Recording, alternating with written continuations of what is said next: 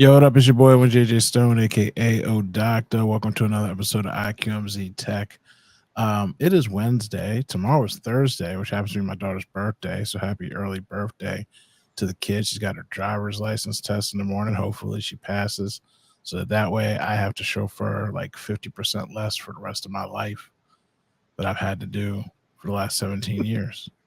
It's a nice thing to have a good feeling and I have to get up and take somebody to their friend's house because they want to look at the pool for half an hour or they want milk from the grocery store. You go get your own milk, kid. I can't wait. She's got to pass tomorrow or she's going to be stuck huffing it on a bike because I'm done regardless.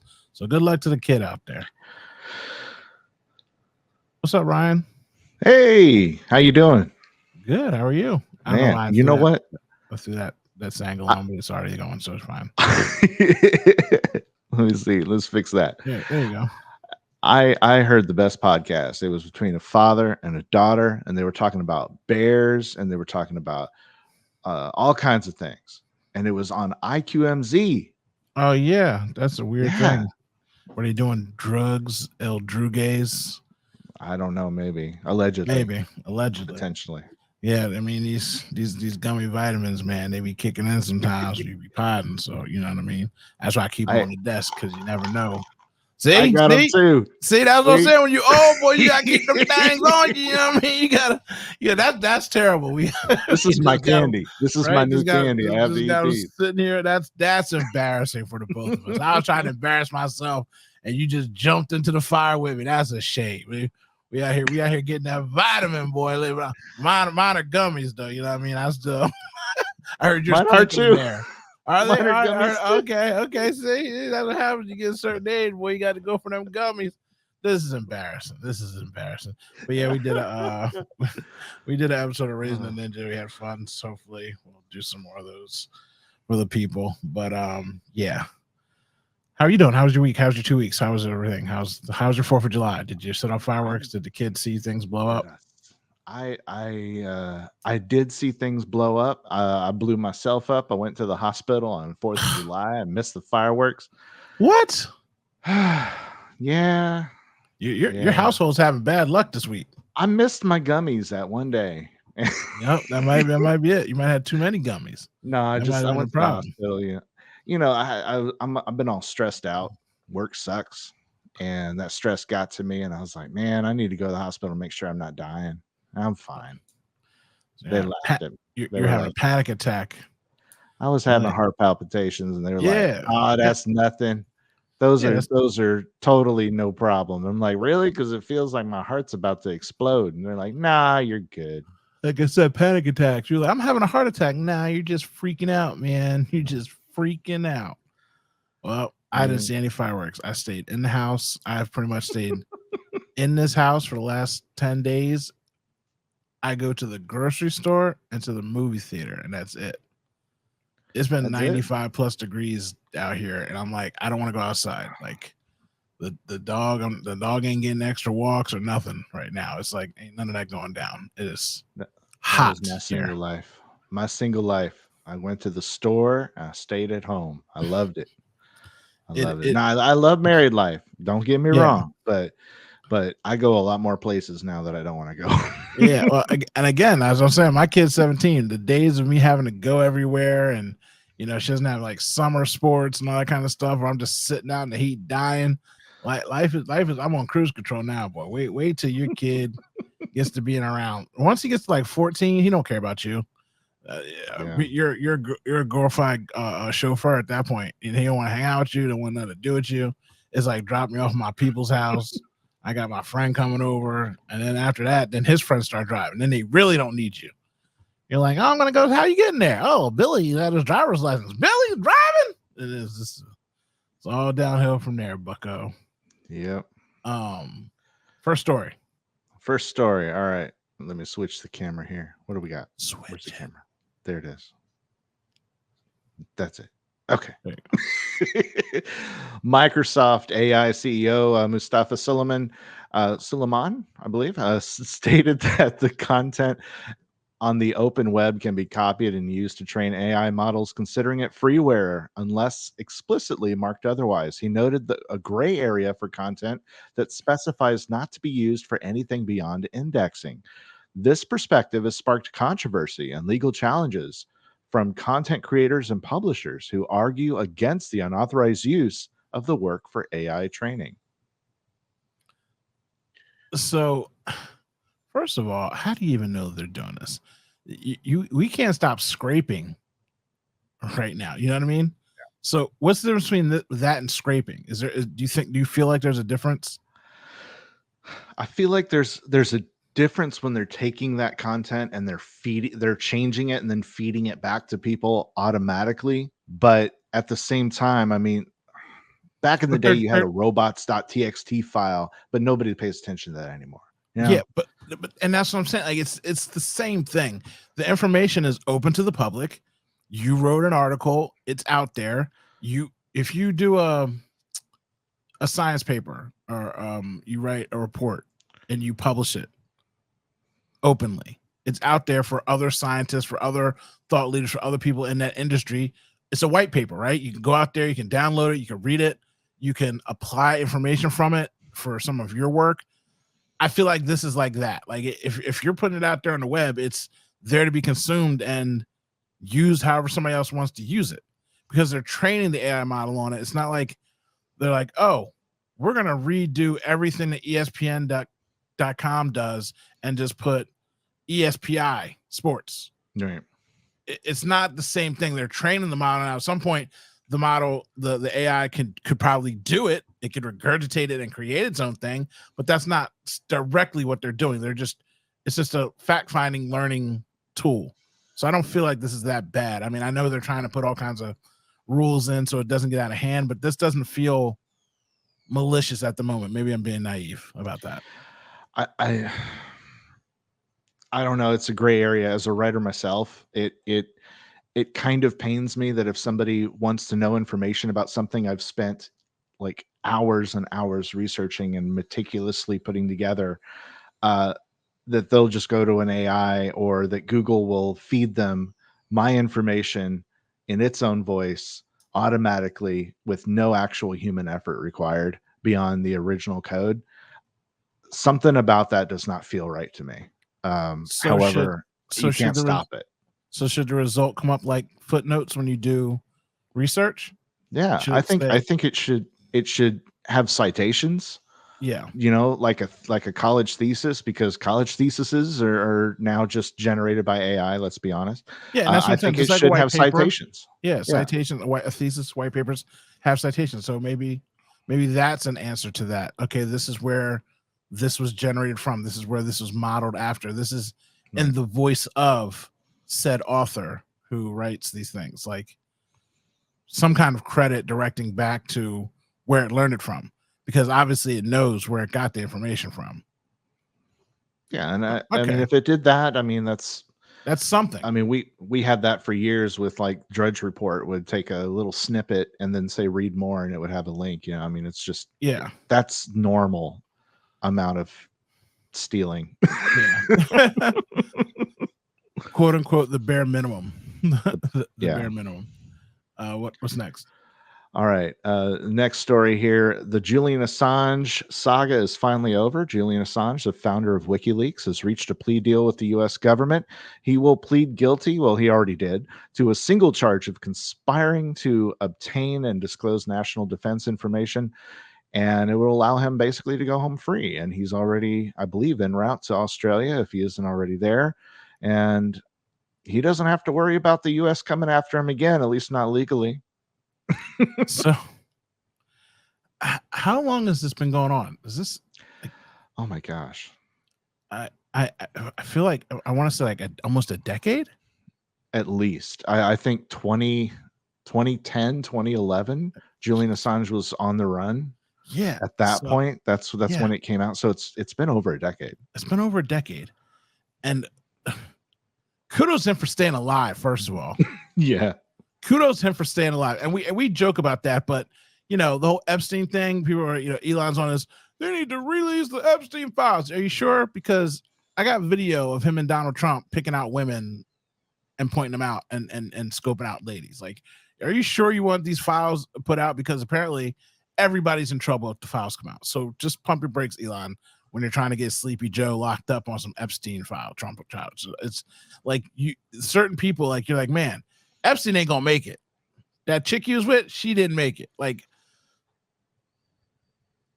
I'm shocked he survived. It's just a movie. It's a Lifetime movie of, in the middle of the night, something was just going to happen to him, and it was going to be an accident. A plane was going to go down. Something was going to happen. But I feel like he did the right decision by getting out of the country and doing what he did. It's worth his life. Like you said, as of right now, he is going to be getting to go home, and he seems like it's all done. And we'll all be very suspicious if something does happen to him now. But he survived. He made it, bro. He made it. He's not going to be in a Jason Bourne movie. I remember his eventual arrest being just the craziest thing, where he got kicked out of the embassy he was in or what have you, because he was skateboarding in the hallway or just basically going nuts because he was, sitting in a room for years already. And now he's at home free. That's great for him. I have to wonder, like, what's next? What is he going to do? Is he going to, prod the dragon again? And is he going to keep doing what he's doing, or is he going to lay low for a little bit? And he's going to lay low for the rest. He's going to lay low for the rest of his life. Again, you just don't make it out alive when the government and multiple governments are conspiring against you. It just doesn't happen. So for him to get to where he is now, to where if it's all scot-free, okay, cool, you go your way, we'll go our way, just keep your mouth shut. I'm sure that someone said that to him, like, look, we're not going to do anything. We're going to drop these. We're going to do this. We're going to do that. But Joe, nothing else. Right. Nothing else. Because essentially we haven't heard his name except for when the things pop up and spring up or anniversary of things and more information was coming out. But he's basically already faded away. So just stay faded away. Like, this is your last little, okay, you're in the news cycle. We're going to talk about it. We're going to dredge up some of the old stuff about why you got arrested in the first place. But man, it's crazy to me that he survived. Because back when all that happened, I'm like, big bullet. Oh, or a tiny needle. It could have been bad. Yeah, it could have been. It should have been bad. I'm shocked that he survived. So again, kudos to him. That because how many people try to escape and don't make it. Planes disappear every day, B. You know what I mean? They just put you on a Boeing flight. They put you on a Boeing flight and act like nothing happened. Yeah. Edward Snowden, he's still hiding in Russia. He can't go anywhere. Yeah. I mean, and that's what you got to do to survive, right? Like that. Yeah. It's crazy. So I mean, good for him. That's all there is for that. Good job, I guess. All right, we're going to the next story here. An increasing number of space missions have led to more debris surviving reentry and reaching Earth's surface, contrary to engineers' expectations. This has highlighted the urgent need for more research to understand the reentry process of spacecraft, particularly with the trend of launching more objects into space. Hello, Elon Musk, with all of your millions of satellites. I heard a thing on NPR just the other day about this, where little batteries and things are falling to Earth and going through people's roofs and ending up in their homes, and like there's no regulations. Even internationally, there's no law saying you have to try to land things in the ocean. So China, for example, is just launching things up with no reentry telemetry at all and just going, odds are it won't hit anybody. So, first of all, I saw Fly Me to the Moon with Scarlett Johansson. We're going to do this again. And Channing Tatum. I saw the movie. I got an early preview of it. Now I fully 100% believe we did not land on the moon in the 70s. I believe we do now. But that being said, just out there for the conspiracy theorists to think about, something to think about. Mm-hmm. Where's my space station on the moon? We're shooting all this stuff up in the moon. Why don't I have a space station up there? Why do I just have all this free floating junk in my atmosphere of satellites and old satellites? Can't we also go up there? I mean, I know we don't have a Superman, but can't we just fly a spaceship up there and like get a net and just catch old satellites and bring them down into the ocean and just get rid of them? Like, let's clean up some of the space junk. Like, can we do that as a mission? Because that is something of what you're talking about. Like, so many things in the atmosphere, so many different satellites floating around the planet, rotating in orbit around us. If they crash or they land on us, whatever. Again, like you said, there's no regulation for that. I'm not really worried about that because there's nothing I can do about it. Everybody wants their connection. Nobody, no, unless it falls in the middle of someone's high school on a graduation day and it kills 5,000 children, no one's going to care if something falls from space and does some kind of damage. Like it's just like you said, it is a minimal thing that doesn't happen yet. But I do feel like for all the we got to have a space race, go clean up some of that old junk up there, stuff that we're not using anymore, stuff that's obsolete, that's just swinging around. And maybe you might have better windows to get up and back throughout the atmosphere. Because at some point, like you said, they're launching so many new satellites, stuff like they're like, okay, just because you can, why are you doing it? Are the old satellites not working? Or oh, you want your proprietary stuff so you could charge people? I just clean it up there. Clean it up. Yeah. That's all I'm saying. Yeah, we have tens of thousands. I think they said like 45,000 pieces of space trash. Yes. Up there. And it's like, wow, that's a lot of space trash. And if you look at they have some live maps where they're kind of tracking some of it. It just looks like the Earth is just covered in ants. It's terrible. And that's the funniest thing too, because when you go back and you look at the pictures of the Earth, you know, when they go up there and they show the pictures of Earth, oh, you don't see that. They're photoshopping those pictures out, bro. They're cleaning up those images, taking all that space junk out. People want to go to Mars so bad. I'm like, Drew, we can't even clean up our own planet. You're trying to go live on another planet and junk up something else that we're not going to get to, that we're not going to achieve. We're not going to Mars. Let's just clean up our space in our living room so we can have a place to live here. But America and the world, it's not just America. China's up here just shooting stuff up in the Yosemite Sam. Pew, pew, pew, pew. Oh, yeah, there you go. There you go. Look at all that space junk. Look at all that space junk. For those of you in audio, just imagine a globe with thousands and thousands of little green dots swirling all around it at any given time. Imagine a cell in your body with a virus on it. And anytime you've ever seen a cell with a virus on any kind of screen, that's what it looks like. A ball with billions of little green dots all around it and some red open spots. And they've got to find these windows to get up and out from all this just debris. It just looks like you just dump salt on the table and then there's pepper everywhere. You can just see the pepper and you're not going to be able to get it out of the salt. So it's like, man, it's crazy. Again, it's something stupid, but now it's becoming an issue because, again, you want to have these missions where we're supposed to build a moon space station. We're trying to go to Mars. Mm-hmm. We ain't going to be able to lead a planet at some point without having tragedy. Yeah, because they said even a fleck of paint, even a tiny little fleck of paint that you would brush off like dandruff, it's going so fast in orbit, like thousands of kilometers per second. It's going so fast that it could absolutely destroy a tank. Like it's just crazy. Rip through it like it's a hot knife through butter. Super awesome. America. Like I said, the whole world though, not just America. Next. All right, next story is a long one. It's a long one to read. You can go over to New York Times, check it out for yourself. The future of streaming, according to Moguls Figuring It Out, where they asked a bunch of high power executives in the streaming industry, what do they think is going to happen? Like with Paramount Plus, Netflix, Apple TV, Prime Video, Max, HBO, which became Max, Disney Plus, all these other streaming services. What's going to happen? Are we going to end up paying $10 a month, $20 a month for each and every single channel we want to watch? I think that's their plan. I think they've succeeded already. They've succeeded until they fail. And Netflix is already feeling the constraints of that because so many people I know don't have Netflix anymore. I know people that used to quote unquote share Netflix, and now Netflix has cracked down on sharing.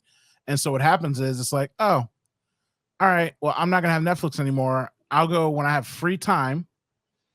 I'll go get Netflix for a month, binge watch the popular things, Right. and then I'll turn it off again. Or a lot of people are going back to torrenting things and just stealing it for free. I personally don't have Netflix right now. I share Paramount, Peacock, HBO. What else? Everything else, pretty much. I'm You gotta sharing have the with other Disney people. Plus. Yeah, Disney Plus is not my Disney Plus because I only watch things randomly on there, so I don't have my own Disney Plus. Oh I don't have my own gosh. Hulu. The only thing that I personally pay for, but I don't even pay for that, is YouTube TV. But I got two other people that I split that with. So I've gone. You're smart. I see the writing on the wall. I'm like, bro, you're not going to nickel and dime me because you're right back at the same point of why you got rid of cable. But at least cable, you're like, look, I'm paying for all these devices in the house, and I got to stream the content with the new software that they had coming out. But you're back to what? People didn't want to pay $200 a month. So now you got your internet. Your internet's, let's just round it up. Let's say your internet's 100. Then you've got Netflix at 15, HBO at 10, Disney at 10, Hulu at 15. You're already at 150. And if you want Paramount Plus, that's another 10. You want Peacock, that's another 10. Like, and a lot of people do that and cable, because there's still a couple things you can only get if you have a cable subscription. You know, like my wife loves to watch NASCAR every week. You got to have a cable subscription to be able to watch it on the 8 different channels it goes on, depending on what race it is. And then you're paying for that, and then you're paying for all the individual apps, because the apps have, like, oh, you want to watch Bridgerton? Well, you have to have Netflix. You want to watch this? Well, you have to have that.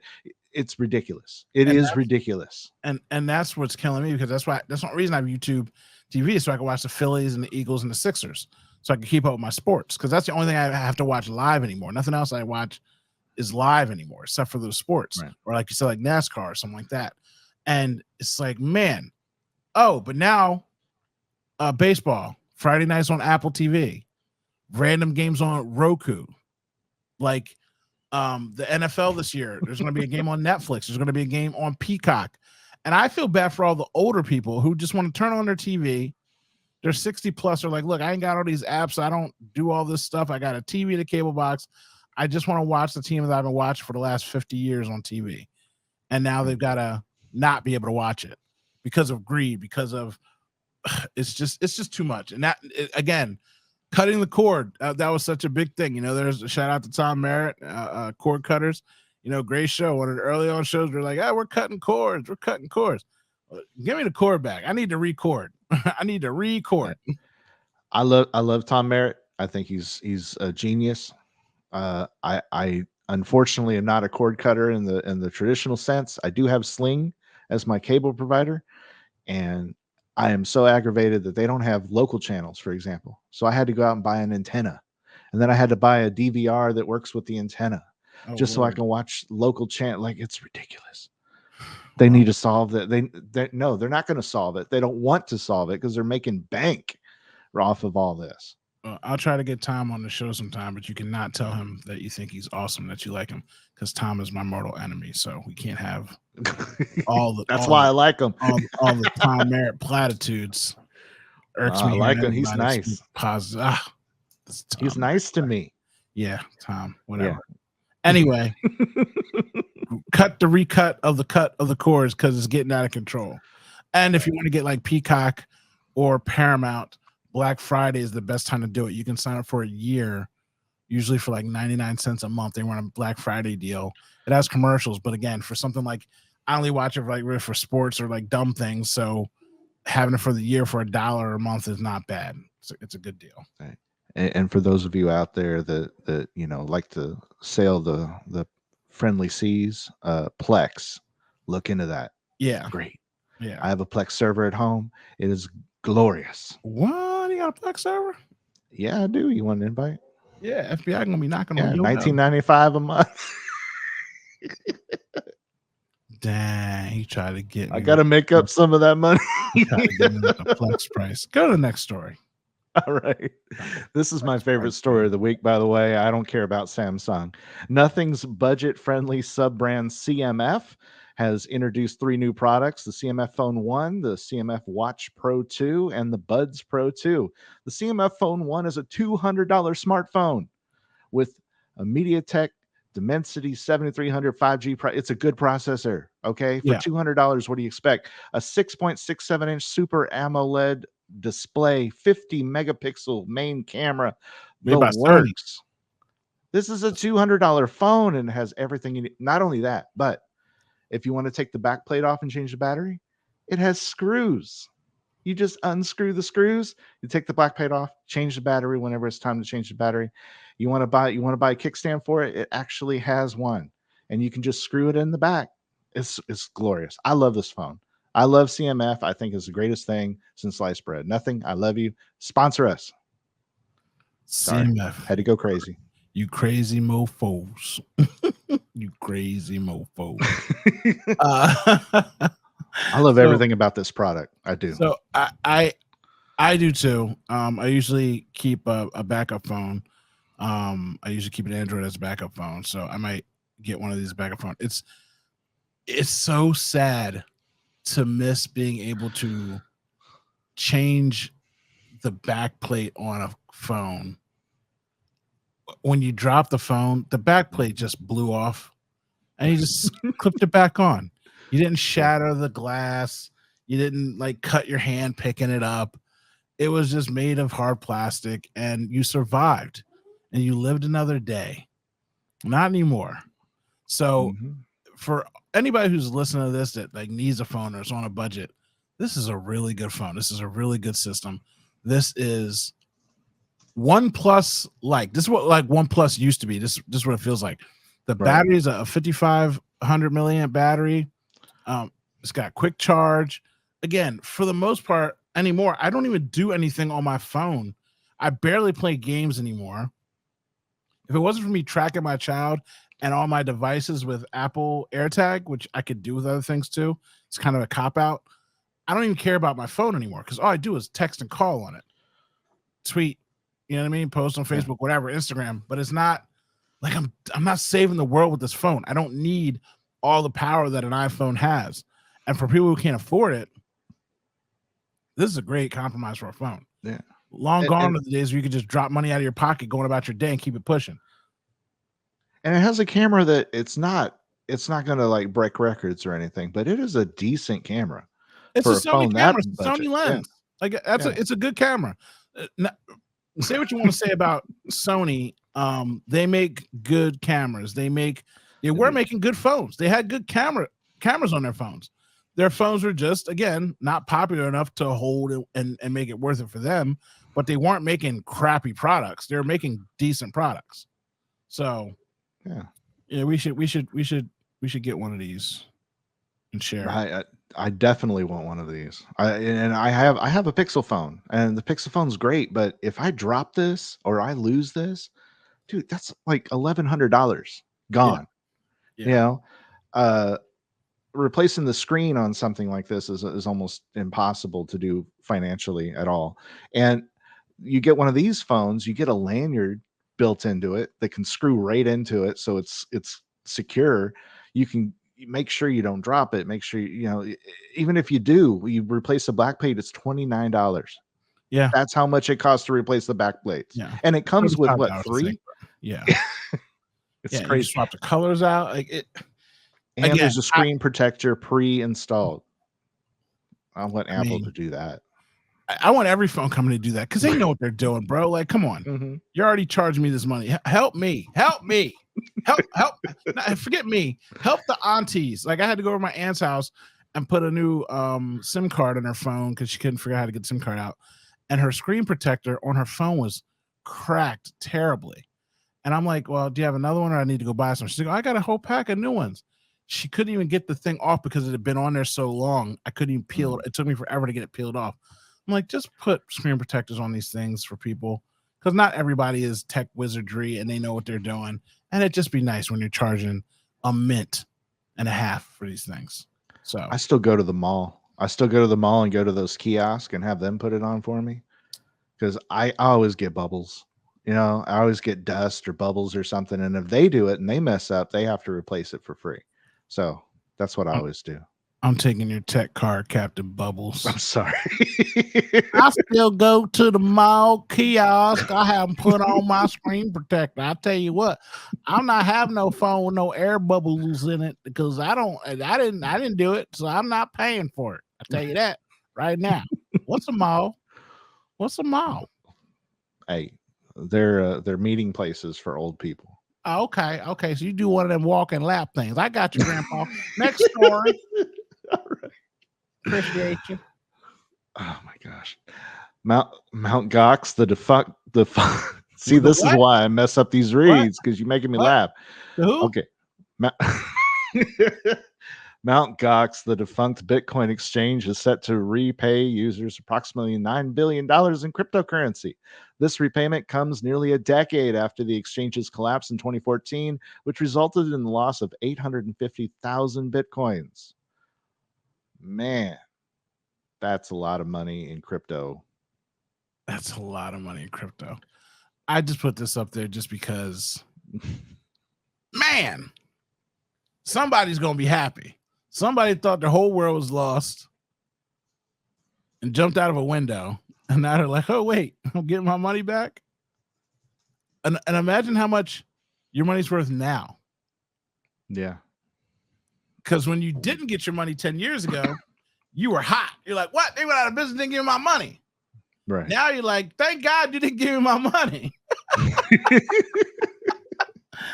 That's like, right? That's like hitting a lottery. Yeah, that's worth a lot now. It's worth a lot. Like, no matter what happens in the last 10 years, you've quadrupled at least your money at minimum. Yeah. You've at least 4x, 5x your money. I think in 2019, at one point it was low. Like it was like $600-700 low for a minute. And now it's at 60,000 to 70,000. It's been hovering between those two numbers. It's insane what Bitcoin is now. Crypto as a whole, yeah, that's still, I don't like crypto. I like Bitcoin. There is a difference. Yeah. But yeah, oh gosh. Just imagine. You got money incoming. So that's a nice windfall for you, for somebody, for anybody. For somebody, not me. Not I. To the fly. Next. All right. Let's see here. Sorry. Oop. Next story, Spotify has introduced a new feature allowing users to comment on podcasts directly within the app, aiming to enhance listener engagement and interaction. This feature lets listeners share their thoughts and feedback in real time, fostering a community atmosphere around podcasts. Oh, that's nice. One more thing I got a mammy jammy check. By the way, if you're here so far in this episode, click like, share, subscribe, do all the positive things. Hit a thumbs up on the YouTube. On Spotify now, you must leave a comment if you're listening on Spotify. I don't care what's going on. I don't put up the little polls on Spotify, but now you can leave a comment. You can leave a comment telling Ryan to shut the LL Cool J up. You can ask what a mall is. You can say that you're going to go buy this phone and not use it, because that's what some people do. Just say something. I'm probably not going to respond right away because, like I said, there's comments everywhere. But it is kind of neat and cool that it is now in podcast, because you can form a really neat community that is just for your show. So when you're on YouTube, you can get a rando that comes across your show. You know, we do something. I'm going to put myself in this lane of fire. I talk shit about Elon Musk any chance I get. And randomly we get comments where people tell me that he's Tony Stark, and I tell you that he's a space idiot. And we argue. And I get that. But they're never going to come back and watch the show. And they're not fans of the show. They just saw the Elon tag, or they saw the picture and they clicked on it. But if you subscribe to someone's podcast and you take the time to listen, you are usually in that community. You are fandom of that product. And to be able to comment with people that are like-minded in that space is kind of awesome, because it's not like Twitter where you come on and say, oh, that was really great. That was really funny. Forget you, nerd. I don't even know what's going on. You don't know nothing about the world. And I'm like, bro, I've been listening to this podcast for 5 years. I was talking about the episode 447. You don't know nothing about 447 because you never watched it or listened to it. But now you got real community. You got real community. So go out there and leave a comment somewhere. Like I said, eventually I'll get around to you. Yep. Right. I think the comment section on a certain podcast, like Joe Rogan's podcast, are going to be pretty crazy. I didn't even think about that. Yeah. It's going to be like the wild west out there. And when you go to comment, like if I go to comment, am I commenting as IQMZ, like as our show? That I got to find out how that works. Yeah, if you get a lot of traction on your comment and you make like a people popular come back thread, and check your podcast out, then I can go comment on other. Man, I'm about to go. We got to find this out. Research department, find out. Like early YouTube again. Yeah, I'm looking forward. Find out research department, and by research department, I mean Ryan. Yeah, me. Next story. All right.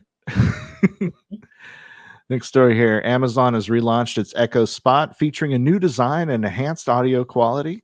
The updated smart alarm clock includes an upgraded speaker system and refreshed look to better fit the modern aesthetics. I think this is cute. I just put this on there because I have them in Google's everywhere in the house. So I do like these. I like the size of these. I like the shape of them. They look kind of nice. I would always get black. Maybe the blue, but I'd always get black.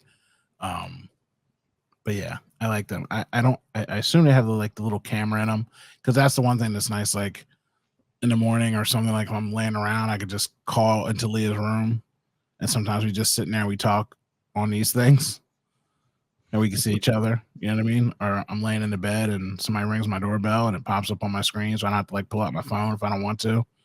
Like, it's just nice. We use it to scare kids. Last night, my wife went on. We were on the Google ones. She went on and she was like, "Go to sleep." Scared the crap out of him. Dude was mad all night. I'm around, but I'm not around. Yeah, just be careful, because I'm always listening. Yeah, scary times. when he was younger, we had a drop cam in his room just to make sure he was breathing right and everything. And he would be up and playing around when he was supposed to be sleeping, and we would get on the camera and go to sleep.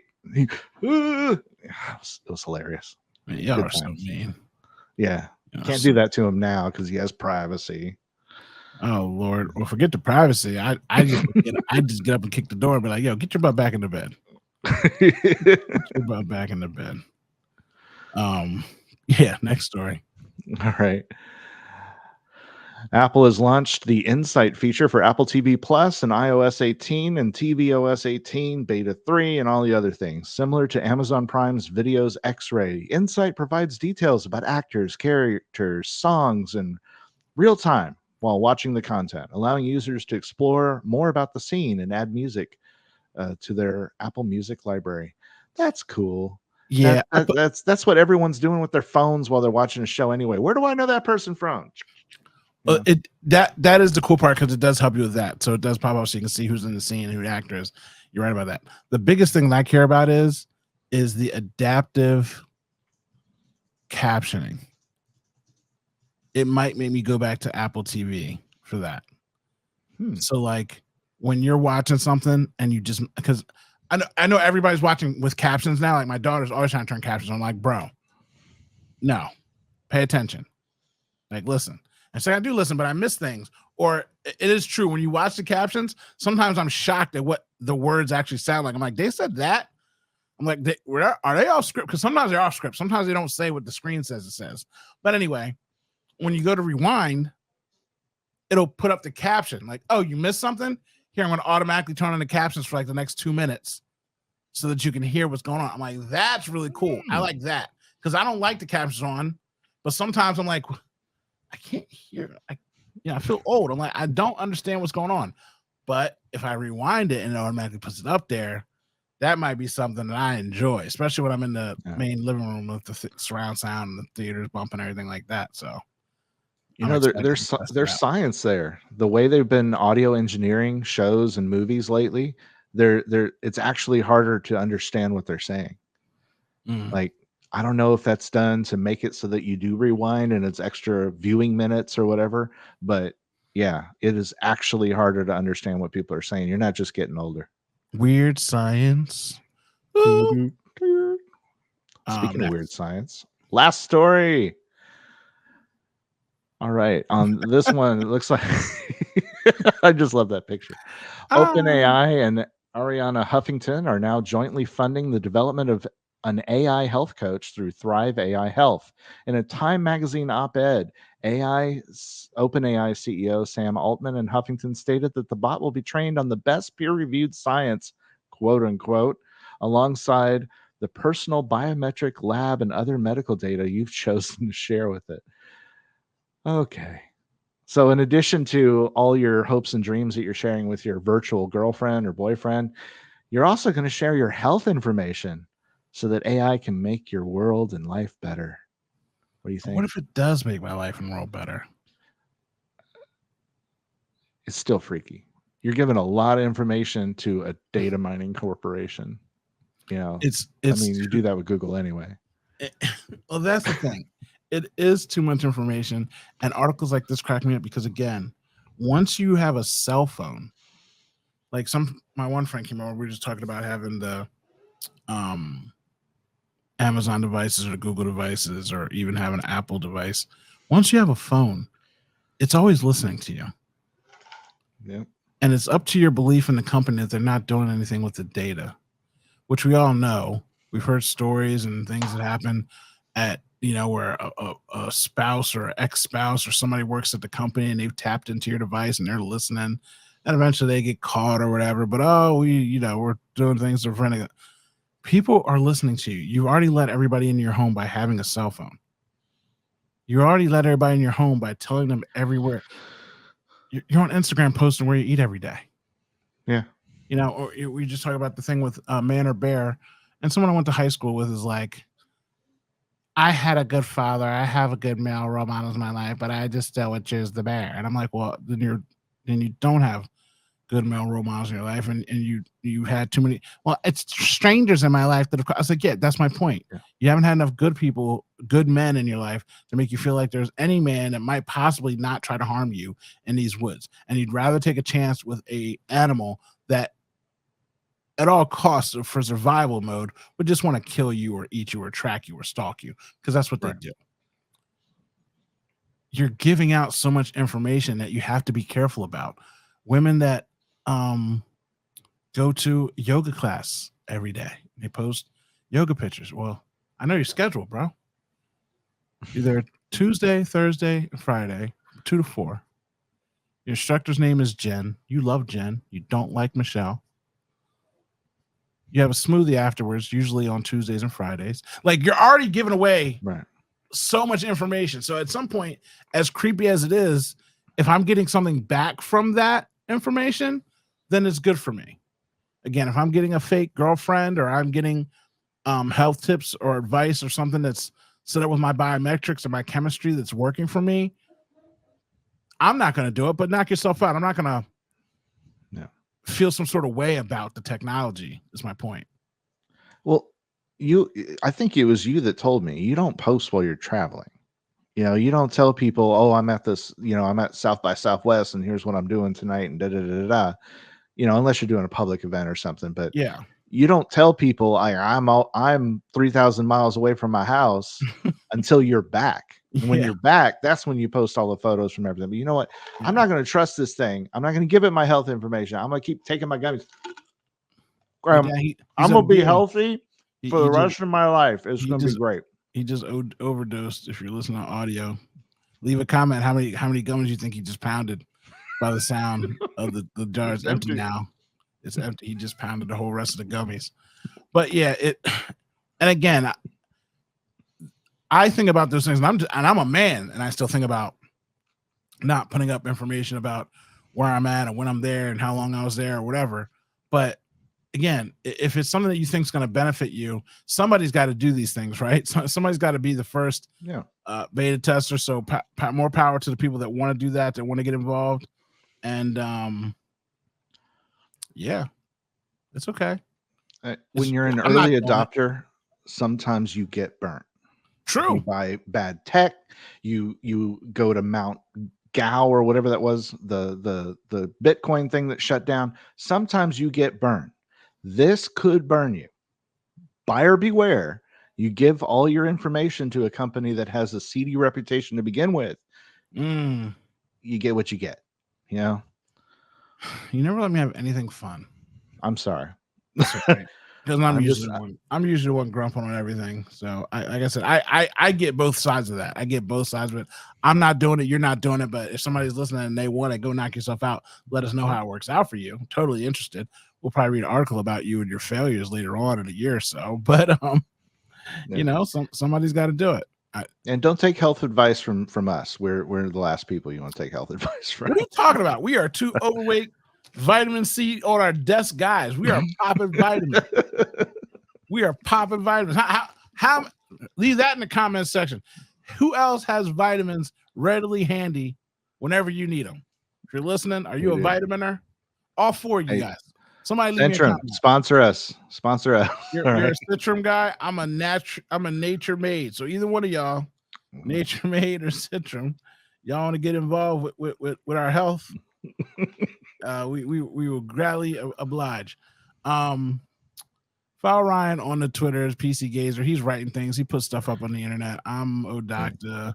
Subscribe to the show. Again, hit the button. Make yourself useful. Leave a comment. The first person that leaves a comment on Spotify, I will send you a sticker pack. I don't know what stickers I have. Actually, I'm not. I don't even have a sticker pack. I got an O'Doctor sticker. I got an IQMZ sticker. I got a Raisin a Ninja sticker. I got an IQMZ sports sticker. I'll send you, and I got a Black Gritty sticker. You don't care about my sports stuff, but I will send the first person a sticker pack. And Ryan, you can't be the first person, so don't do it. I want a sticker. Too bad. Get out there and comment. Go stick yourself. So, yeah, somebody's gonna do it. Somebody's gonna get it. That's it. We'll talk to you later next week. Bye.